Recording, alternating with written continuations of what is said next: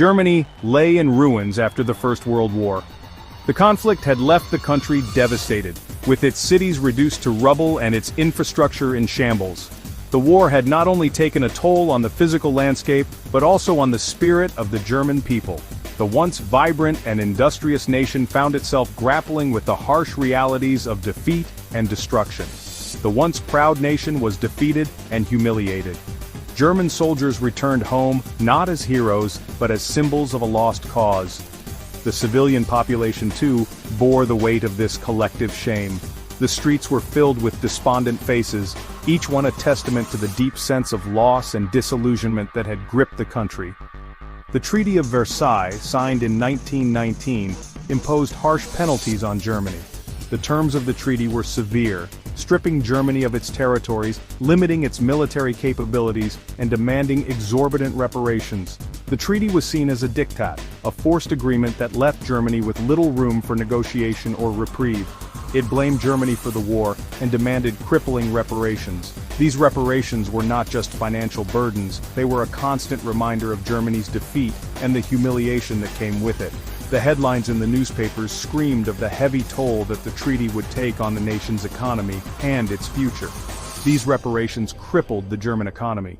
The financial strain was immense, leading to widespread poverty and hardship. Store shelves were often empty, and basic necessities became luxuries that few could afford. The economic landscape was bleak, with no immediate relief in sight. Millions were unemployed, and inflation spiraled out of control. The job market collapsed, leaving countless individuals without work. Inflation soared to unprecedented levels, rendering the German mark almost worthless. People found themselves in long lines waiting for any opportunity to earn a living, but jobs were scarce. People struggled to afford basic necessities. The cost of living skyrocketed, and families found it increasingly difficult to put food on the table. Bread, a staple of the German diet, became a symbol of the economic struggle, with prices fluctuating wildly and often beyond the reach of ordinary citizens. The social fabric of Germany was also in tatters. Homelessness became rampant, and many lived in dilapidated housing conditions. The sense of community and solidarity that had once defined German society was eroding, replaced by a pervasive sense of despair and hopelessness. Returning soldiers faced unemployment and trauma. These men, who had once fought bravely for their country, now found themselves begging on the streets. The psychological scars of war were deep, and the lack of support and recognition only compounded their suffering. The loss of life and the devastation of war left deep scars on the nation's psyche. War memorials dotted the landscape, each one a somber reminder of the lives lost. Families grieved for their loved ones, and the collective mourning became a part of the national consciousness. There was a widespread sense of anger, resentment, and betrayal. The German people felt betrayed by their leaders and the international community. Protests erupted, and the streets were filled with angry crowds demanding justice and retribution. Many Germans refused to accept responsibility for the war. They believed that the Treaty of Versailles was a gross injustice, an unfair punishment that did not reflect the true causes of the conflict. Anti-treaty demonstrations became a common sight, with people voicing their dissent loudly and passionately. They felt that the Treaty of Versailles was unjust and humiliating. Public speeches and protest signs echoed this sentiment, calling for a revision of the treaty's terms. The sense of national humiliation was palpable, and it fueled a growing desire for change and redemption. This atmosphere of despair and resentment created a fertile ground for extremist ideologies. Radical groups began to gain traction, offering simple solutions to complex problems. Political graffiti and extremist rallies became increasingly common, reflecting the volatile and polarized nature of the times. People were desperate for change and willing to listen to anyone who promised a better future. The desperation was palpable, and it made the population susceptible to the promises of radical leaders who claimed to have the answers to Germany's woes. The Weimar Republic, established in 1919, was weak and unstable. It struggled to maintain order and provide effective governance. The political system was fraught with inefficiencies, and the government was often seen as out of touch with the needs and concerns of the people.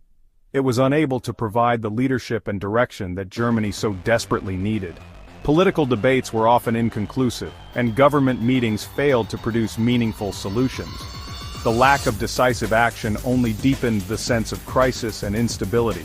The political landscape became increasingly fragmented and polarized. Different factions vied for power, each with its own agenda and vision for the future. Political clashes were frequent, and the atmosphere was charged with tension and hostility. Numerous political parties emerged, each with its own vision for Germany's future. The multiplicity of parties made it difficult to achieve consensus, and the political scene became a battleground of competing ideologies and interests. On the left, the communists called for a revolution to overthrow the capitalist system. They saw the economic crisis as an opportunity to implement radical change and establish a new social order. Their rallies and speeches attracted those who were disillusioned with the status quo and eager for a new beginning. On the right, nationalist and anti-Semitic groups blamed Jews and other minorities for Germany's problems. They propagated a narrative of betrayal and scapegoating, which resonated with many who were looking for someone to blame for their suffering. Anti-Semitic propaganda became widespread, further deepening social divisions. Amidst this turmoil, a young and ambitious Adolf Hitler began his rise to power.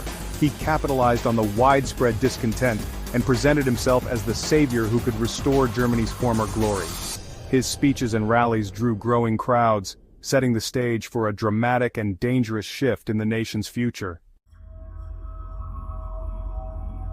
Adolf Hitler was born in Austria in 1889, in the small town of Braunau am Inn.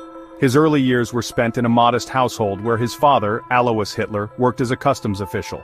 Alois was known to be strict and authoritarian, often clashing with young Adolf, who was a sensitive and artistic child. His childhood was marked by poverty and a difficult relationship with his father. Alois had high expectations for his son, hoping he would follow in his footsteps and pursue a career in the civil service. However, Adolf's interests lay elsewhere, particularly in the arts. Hitler was a poor student and dropped out of school at the age of 16. His academic struggles were compounded by the death of his father in 1903, which left the family in financial difficulty. Despite his lack of formal education, Hitler was an avid reader and developed a keen interest in history and politics. He dreamed of becoming an artist but was rejected twice by the Vienna Academy of Fine Arts. These rejections were a significant blow to his self-esteem and ambitions. He spent the next few years living a bohemian lifestyle in Vienna, painting and selling postcards to make ends meet. Hitler's time in Vienna proved to be a turning point in his life. The city, with its vibrant cultural scene and diverse population, exposed him to new ideas and perspectives. However, it also deepened his sense of alienation and resentment. He lived in poverty and was exposed to the city's underbelly. The harsh realities of life in Vienna, including the widespread poverty and social inequality, left a lasting impression on him. He often stayed in homeless shelters and soup kitchens, where he encountered many other disenfranchised individuals. Vienna was a melting pot of cultures, and Hitler developed a deep hatred for the city's diverse population. He was particularly hostile towards Jews, whom he blamed for many of society's ills. This period marked the beginning of his radicalization and the development of his anti-Semitic views. He was particularly hostile towards Jews, whom he blamed for many of society's ills. His exposure to anti-Semitic literature and propaganda further fueled his prejudices. He began to see Jews as the root cause of all the problems he perceived in society. During his time in Vienna, Hitler became increasingly interested in politics. He attended political meetings and read extensively on the subject. His views were influenced by the nationalist and anti-Semitic ideologies that were prevalent in Vienna at the time. He was drawn to the ideas of nationalism, anti-Semitism, and pan-Germanism. These ideologies resonated with his own beliefs and experiences. He began to see himself as a savior of the German people, destined to lead them to greatness. He read voraciously, devouring pamphlets and books that espoused these views. His reading included works by prominent nationalist and anti-Semitic writers, which further shaped his worldview. He became convinced that he had a mission to rid Germany of its perceived enemies. Hitler's experiences in Vienna shaped his worldview and set him on the path to becoming the leader of the Nazi Party. His time in the city was a formative period that influenced his later actions and beliefs. It was in Vienna that he developed the ideas that would later form the basis of his political ideology. His early life had instilled in him a deep sense of resentment and a desire for power. The combination of personal failures, economic hardship, and exposure to radical ideologies created a potent mix that fueled his ambitions. His failure to achieve his artistic ambitions left him bitter and disillusioned. He redirected his energies towards politics, where he believed he could make a greater impact. His artistic dreams may have been crushed, but they were replaced by a burning desire to reshape society according to his vision. Vienna, with its social and ethnic tensions, provided fertile ground for his prejudices to take root. The city's complex social fabric and the conflicts he witnessed there played a crucial role in the development of his extremist views. These early experiences in Vienna were instrumental in shaping the man who would later become one of history's most infamous figures. The economic and social turmoil that gripped Germany after World War I was profound and far-reaching. The nation was left in a state of disarray, with its economy shattered and its people struggling to survive. The war had drained Germany of its resources, and the subsequent peace treaty only exacerbated the situation. This created an ideal breeding ground for extremist ideologies like Nazism. The political landscape was chaotic, with numerous factions vying for power and influence. Amidst this chaos, extremist groups found fertile ground to spread their radical ideas. The humiliation of defeat and the harsh conditions imposed by the Treaty of Versailles left many Germans feeling angry and betrayed. The treaty not only stripped Germany of its territories and military power, but also imposed heavy reparations that crippled the economy. They yearned for a return to national glory and sought scapegoats for their misfortunes. Nationalistic fervor grew, and many Germans began to look for someone to blame for their suffering.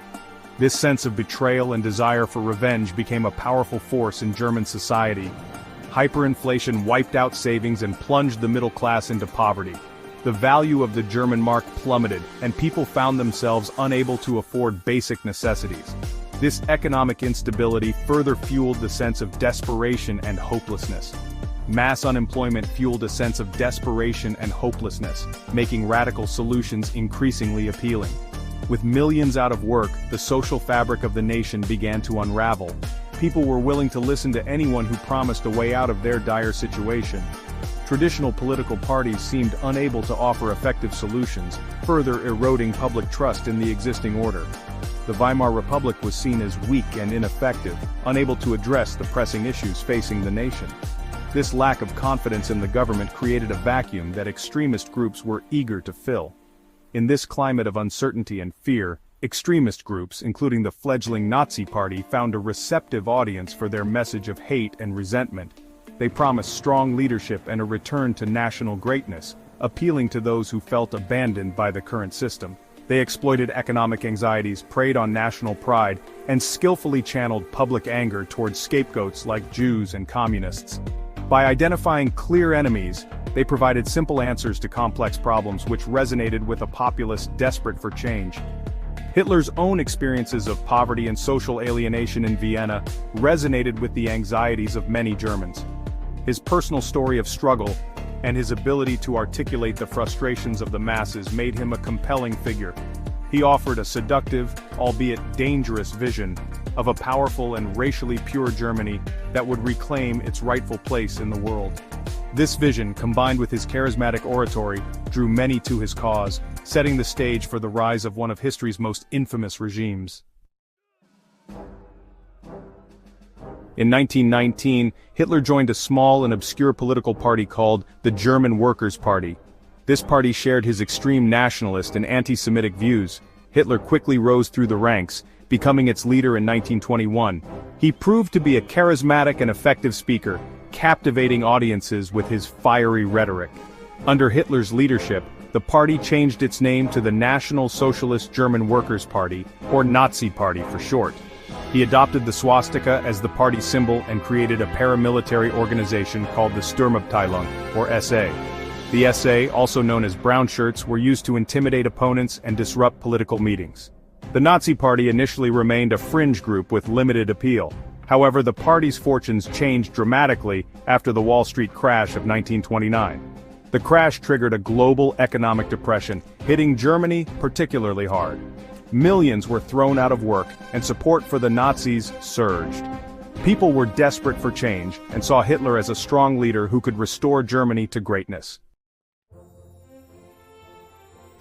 The year was 1918. World War I was finally over. Germany was on the losing side. They signed a treaty called the Treaty of Versailles, which blamed Germany for the war. Germany had to pay a lot of money and give up land. Their military was also limited. This made the German people angry and ashamed. They felt like their leaders had betrayed them. The country was in chaos with different groups fighting for control. In 1919 they tried to start a democracy called the Weimar Republic, but it was weak from the beginning. The government had many problems, especially with the economy and extreme political groups. People wanted a strong leader who could bring back Germany's pride. They didn't know that a dangerous man, Adolf Hitler, would soon appear. In the 1920s, Germany started to recover. But then, the Wall Street crash of 1929 happened, and the whole world went into a Great Depression. Germany was hit very hard. Many people lost their jobs and their savings. Money became worthless. People were starving and desperate. This economic crisis made people lose faith in the Weimar Republic. They wanted a solution, any solution. Extreme political parties both on the left and the right became popular. The Nazis, led by Hitler, took advantage of this. They offered simple answers to complicated problems. They blamed the Jews, communists, and other groups for Germany's problems. Many Germans started to believe them. The Nazi Party started in 1920. At first it was a small group with little power. Hitler joined in 1921 and quickly became a leader. He was a captivating speaker who appealed to people's emotions. His speeches were full of nationalistic ideas. He promised to make Germany great again and blamed the Jews and minorities for their problems. The Nazi Party slowly became more popular in the 1920s. The Great Depression gave them a huge opportunity. They promised jobs, food, and a return to Germany's former glory. This message resonated with people who were unemployed, hopeless, and felt betrayed by the government. The Nazis also used violence and intimidation against their opponents. Their paramilitary group, the SA, scared people and spread fear. By 1932, the Nazi Party was the biggest party in the Reichstag, Germany's parliament. This rise to power was not sudden, but the result of years of strategic planning, propaganda, and exploitation of the economic and political instability that plagued Germany after World War I. The Nazis promised to restore Germany to its former glory, a message that resonated with many Germans who were disillusioned with the current state of affairs. In January 1933, President Paul von Hindenburg appointed Hitler as Chancellor of Germany. Hitler quickly took control. This appointment was a pivotal moment in history, as it marked the beginning of the end for the Weimar Republic and the start of a totalitarian regime. Hitler wasted no time in consolidating his power, using both legal and illegal means to eliminate his political opponents and secure his position. When the Reichstag building burned down in a suspicious fire, he used it as an excuse to take away people's freedoms. The Reichstag fire decree allowed him to arrest communists and other political adversaries, effectively silencing any opposition. This event was a turning point that enabled Hitler to push through his radical agenda with little resistance. The Enabling Act of 1933 gave Hitler absolute power. This act allowed him to enact laws without the involvement of the Reichstag, effectively rendering the parliament obsolete. With this newfound authority, Hitler began to reshape Germany according to his vision, dismantling democratic institutions and replacing them with mechanisms of total control. He banned all other political parties and created a totalitarian state. The Nazi regime used propaganda to manipulate public opinion and maintain control over the populace. Political dissent was not tolerated, and those who opposed the regime were swiftly dealt with, often through imprisonment or worse. With no one to oppose him, Hitler was free to do whatever he wanted. He used his charismatic oratory skills to rally the masses, promising a new era of prosperity and national pride. His speeches were designed to evoke strong emotions, often playing on fears and prejudices to unite the German people under his rule. He turned Germany into a one-party state and removed anyone he thought was disloyal from the government, courts, and military. This purge extended to all levels of society, ensuring that only those loyal to Hitler and the Nazi ideology held positions of power. This created an atmosphere of fear and obedience as people were afraid to speak out against the regime. He created concentration camps to imprison his enemies. These camps were initially used to detain political prisoners, but they soon expanded to include Jews, Romani people, and other groups deemed undesirable by the Nazi regime. The conditions in these camps were horrific, and many prisoners did not survive. He started secretly building up the military, breaking the Treaty of Versailles. This rearmament was a clear violation of the treaty, but it went largely unchallenged by other nations at the time. Hitler's military buildup was part of his broader plan to expand German territory and establish a dominant position in Europe. Germany was now under Hitler's control, and the world was on the brink of war. The aggressive policies and actions of the Nazi regime set the stage for the outbreak of World War II, a conflict that would have devastating consequences for millions of people around the globe. Joseph Goebbels was a master of propaganda. He became the Minister of Propaganda and Public Enlightenment in 1933. Goebbels knew how powerful the media could be. He used radio, movies, newspapers, and posters to spread the Nazi message. He controlled everything people saw and heard and censored anything that didn't agree with Nazi beliefs. Goebbels' propaganda was very effective. It portrayed Hitler as a savior who would rescue Germany. It praised the Nazi Party and its ideas and made Jews, communists, and other groups look bad. This created an atmosphere of fear and hatred. Germans were constantly bombarded with Nazi propaganda. They were told that their country was surrounded by enemies, that they were the superior race, and that they had the right to rule over others. The Nazi regime was built on terror and violence. From the very beginning, the Nazis used fear as a tool to control the population and eliminate any form of dissent.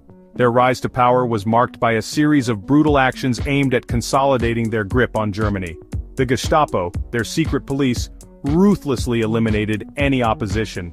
They operated with almost complete autonomy, arresting, torturing, and executing those who were seen as threats to the Nazi ideology. The mere mention of the Gestapo was enough to instill fear in the hearts of the people.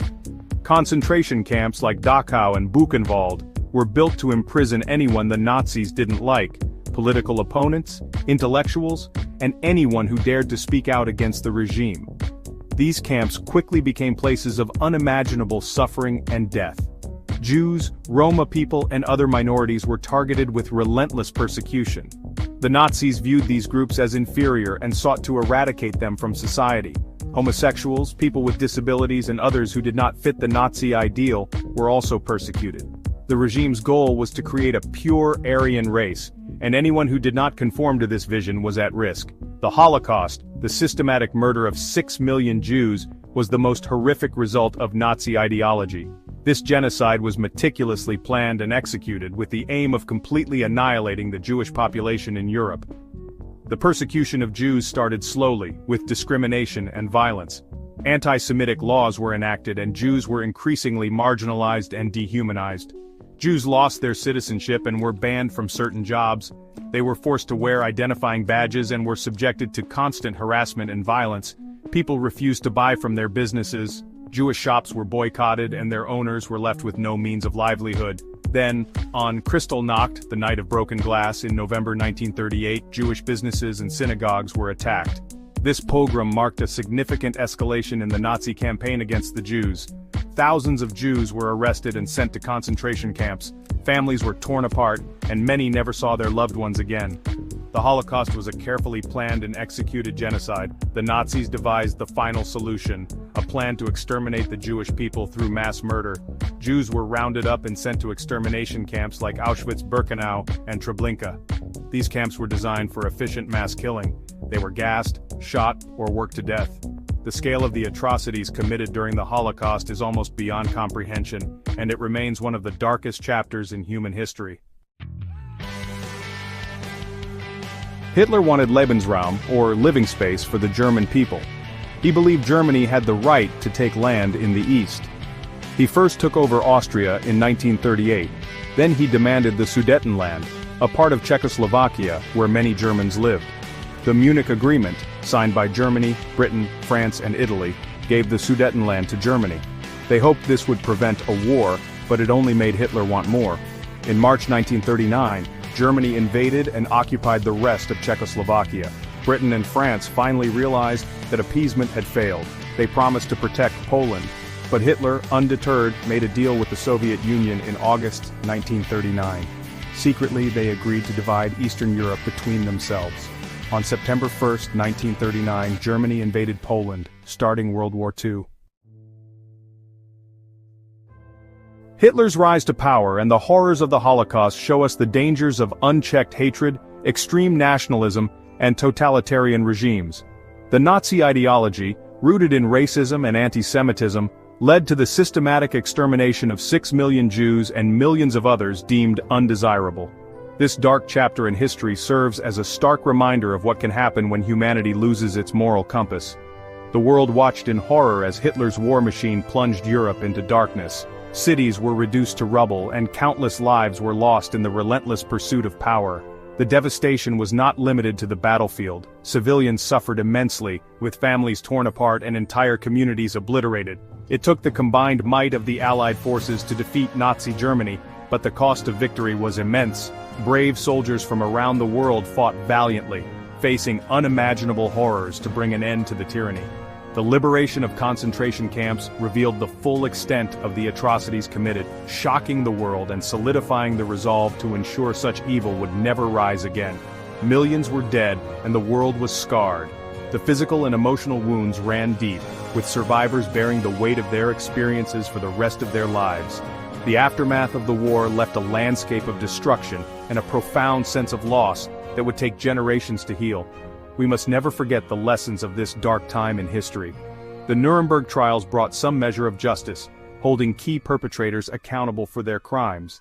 Yet the true justice lies in remembrance and education, ensuring that future generations understand the gravity of these events. We must always defend democracy and human rights. The establishment of the United Nations and the Universal Declaration of Human Rights were steps towards a more just and peaceful world.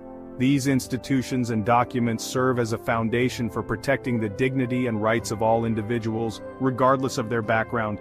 We must challenge intolerance and discrimination whenever we see it. Racism, xenophobia, and other forms of bigotry have no place in our society. By standing up against these injustices, we honor the memory of those who suffered and ensure a more inclusive and equitable world for future generations. We must remember the victims of the Holocaust and fight against anti-Semitism and all forms of prejudice. The symbols of this dark period, such as the yellow stars and the gates of Auschwitz, serve as powerful reminders of the consequences of hatred. By keeping their memory alive, we commit to combating prejudice in all its forms. We must learn from the past to build a better future. Education is key to preventing history from repeating itself. By teaching the next generation about the Holocaust and the dangers of hatred, we equip them with the knowledge and empathy needed to create a more compassionate world. The words "never again" must be more than a slogan. They must be a commitment to action, a pledge to uphold the values of justice, equality, and human dignity. Every remembrance ceremony, every memorial event, is a call to renew this commitment. They must be a call to action. We must actively work to prevent the rise of hatred and intolerance in our communities. By engaging in dialogue, supporting human rights initiatives, and standing in solidarity with those who are marginalized, we can make a difference. We must all work together to make sure such atrocities never happen again. It is a collective responsibility that requires vigilance, education, and a commitment to the principles of humanity. Only by uniting in this cause can we hope to build a future free from the shadows of the past.